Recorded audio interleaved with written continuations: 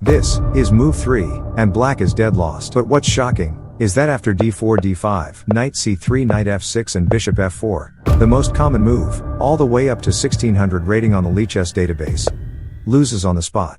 This is the Joe Bava London system, and this is the most fun you will have under Joe Biden's administration. Because how on earth will black defend against knight takes c7 check, forking the king and the rook? Rook b8? No, because that walks into bishop takes c7, forking the rook and the queen. The best move for black in this position is to give away a pawn via e5, blocking the bishop's view of c7, but pawn takes threatens the knight, and after knight e4, a natural move, white uncorks a level of nastiness dirtier than my midnight search history on Friday. Queen takes d5, stealing a pawn right in your face. The most obvious response by black will lose yet another pawn and castling rights. Pause the video and find the beautiful sequence of moves, because this is just the tip of the iceberg. I have prepared 3 nasty example games to demonstrate that nobody, up to 2300, can really defend against a dirty, trap-infested king-side pawn storm. But first, please help me grow my small chess channel by hitting the subscribe button.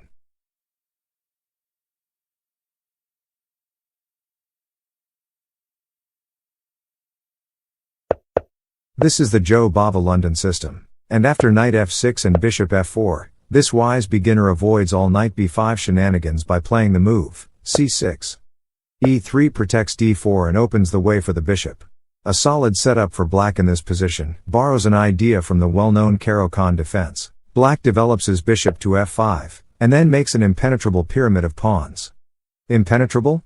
Let's find out. f3. Yes, as soon as you see bishop f5, f3 is the move that prepares all forms of insanity on the king side. e6 completes the pyramid, and g4 initiates the kingside pawn storm. Bishop retreats and h4 comes with a simple threat, h5, and the bishop is gone. So black responds with h6, giving the bishop an escape square on h7.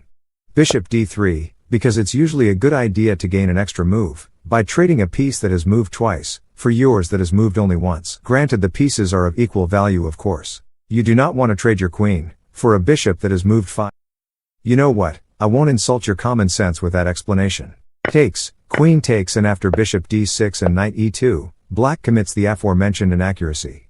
A bishop moves twice to capture a bishop that had moved only once.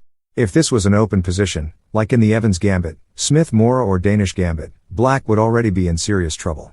So in the next few moves, white does just that. He opens up the position.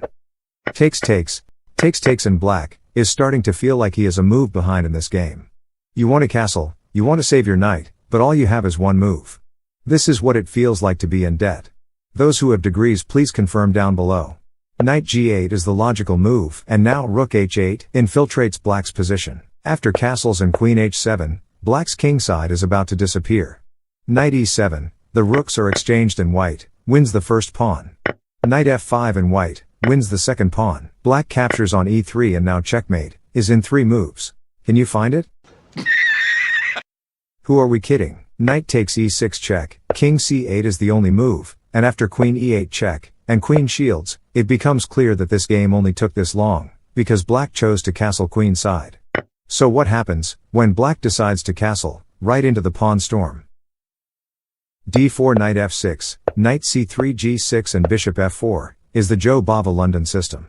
A master level player would go d5 in this position and stake his claim on the center. But black is a pure King's Indian defense player, so bishop g7, e4 and d6 is more his style of play. Queen d2, and now the stage is set. Black will castle king side, white will castle queen side, and as it goes in all opposite side castled positions, the idea is to get to your opponent's king by any means necessary. So these types of games are usually crazy explosive, and this one was no different. Black develops his knight, and again, our old friend f3 is on the board. You should have an idea what's about to happen. Only this time, black's king is stuck on the stormy side of the board. But what's the best way to attack this solid kingside defensive setup? This bishop is the glue that's holding the entire structure together. So what you need is a queen and bishop battery on this diagonal, and a rook and pawn combination on this file. The idea here is bishop h6 undermining the glue, then h4 and h5 to break open the position. Note that knight takes h5 is often a huge blunder because of rook takes h5, and if pawn takes, queen g5 and checkmate is inevitable. A simple attacking line here is takes, queen check, and checkmate. But it won't always be this smooth in practice, so let's see how this game went. After f3, black played a6 preparing his own pawn storm. Bishop h6 and b5. Both players understand the mission. First to the opponent's king, wins. So white plays which move? That's right, h4, and after pawn to b4, white had a choice to make. Knight d5 or knight e2. Knight d5 has the merit of removing a key defender of black's king, but knight e2, which was played in the game, means the knight might be used as a defender of white's king at some point in the game. a5 h5 and a4 set the theme of the game.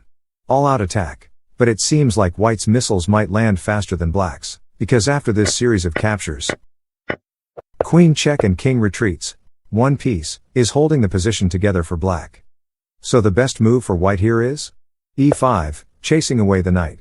Because if captures, guess what, there's a new threat you have to attend to. This knight is gone. So black accepts that he is down a piece, and plays rook f7 defending white's infiltration point. Sacrificing a piece to pump the brakes on your opponent's attack is often a good idea, if your own attack still needs a move or two to take shape. Black's problem, however, was that white's attack simply never stopped. Knight f4. With the devastating threat of capturing on g6, takes and checkmate down the h-file.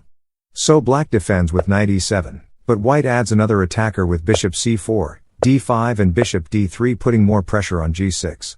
Sometimes the attack just flows smoothly in your favor. Black tries to entice white to trade his deadly attacker for this useless bishop on the corner.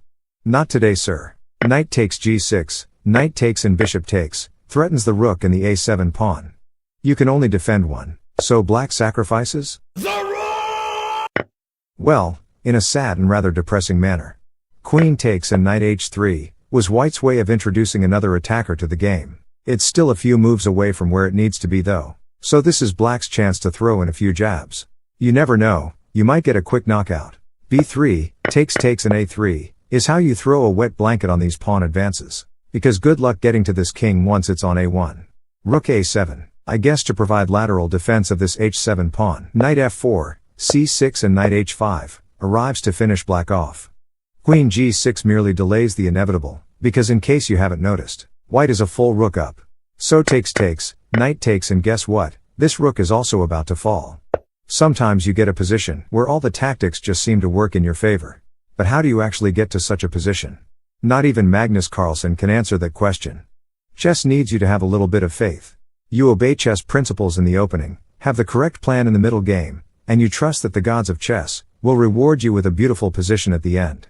Rook h8 check, king e7 and rook h7 check, wins the rook. A normal person would resign here. If not, you have my go-ahead to promote 7 queens and end the game in a brutally sadistic fashion. But white was a religious man, a Jehovah's Witness if I'm not mistaken, so he found a quick way to put his opponent out of his misery. Rook e5 and g5 is a poetic end in the theme of the aggressive Joe Bava London kingside pawn storms. But can you get away with this craziness against an equally aggressive, master-level opponent? The only guarantee is that there will be blood on the board.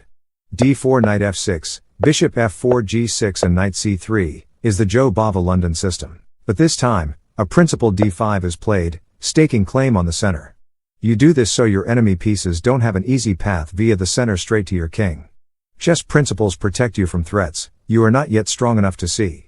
Like when your parents tell you to stay away from that one girl, but you don't listen to them, because they voted for Joe. You know what, this is a bad example. Anyway, white settled for e3, since e4 loses a pawn.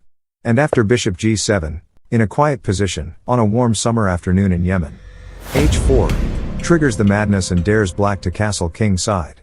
He calls white's bluff. But was it really a bluff? h5, and you may think the idea here is to sacrifice this pawn to open up the h-file and eventually mobilize to form a mating attack on h7.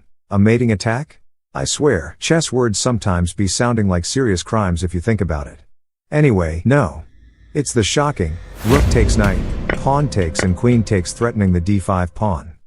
After c6, the idea is to use these minor pieces, as well as the open h-file to checkmate black's king at the corner. So black plays f5 to avoid mate, but the knight begins his journey towards black's king. Queen e8. A move in line with principles. When your king is under attack, or you are ahead in material, you always want to trade queens, because by doing so you significantly reduce the chances of an abrupt checkmate. So white keeps the queens on the board by playing queen h2, gaining a tempo on the knight. After knight d7 and castles, black is still up in exchange. Meaning if he can hold on, he will likely win in the endgame. So knight f6 adds a defender to black's king, but rook h1 adds another attacker. e6 solidifies the pawn shielding white's killer bishop from h7, because that's where the game will be won and lost, which should make it clear why white desperately wants to play the move g4. So he prepares it with knight e5. Black resists with h5, but after our old friend f3, g4 is inevitable. White decided to shift his focus to the queen side. c5, black ignores, and after c4 and bishop retreats, pawn to b5, was black's way of skillfully combining defense with attack. This is a high-level chess game. You can tell when players understand that pawn takes pawn is not a forced move in a chess position. So after saying that, naturally, the next move by white here was? Yes, pawn takes pawn, with the simple idea of h6, bishop h8 and h7 check, knight takes and checkmate. Black played knight d7, so that after h6, his bishop isn't forced to go to h8. In fact, it captured on e5, takes and king h7, is a fancy defensive tactic called the imposter pawn. Because instead of this pawn being a tool in white's attacking arsenal, black uses it as a defensive shield, and a good one at that, because unlike a black pawn, this one can never be captured by white. If only the g-file was closed, black's king would have been safe and sound. But rook g1 is a nasty move, because how on earth do you defend against rook g7 check, king h8 and rook e7 discovered check, winning the queen? Rook f7 was played. But rook g7 check anyway, because if takes, pawn takes discovered queen check, and black's king will be butchered in a brutal fashion. Black opts for a more dignified death with king h8. Rook f7 check, and after king g8, can you find the two simple moves that made me wish life was as easy as chess? Like, find checkmate in two simple queen moves. But can you find a girlfriend in 2 moves? How do I pay my rent in 2 moves? What's the best way to grow this YouTube channel, and how can I get it done in 2 moves? So the best way to get something done, if it holds near and dear to you that you like to be able to, anyway.